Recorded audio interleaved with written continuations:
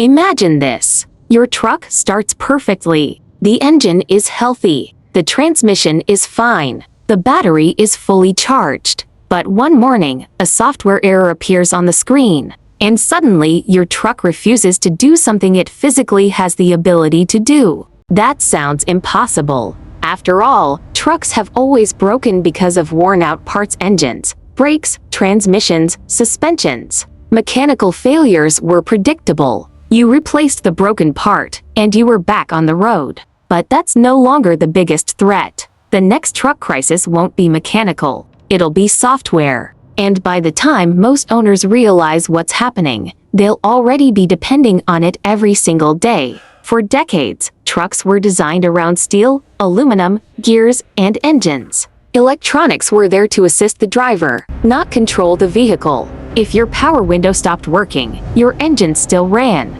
If the radio failed, the truck still hauled your trailer. Today, that balance has completely changed. Modern trucks are rolling computers. Some contain well over 100 electronic control modules communicating through millions of lines of software code. These systems don't just manage entertainment screens, they influence engine performance, safety systems, driver assistance features, connectivity, diagnostics, and many convenience functions. You're no longer just buying horsepower, you're buying software. And software behaves very differently than mechanical parts. Mechanical components wear out slowly. Software can change overnight. A single update can modify how a feature works. A subscription can unlock or remove certain services. A server outage can interrupt connected functions. Even simple diagnostics increasingly depend on digital tools. Most buyers never think about this, because dealerships still advertise towing capacity, horsepower, luxury interiors, and giant touchscreens.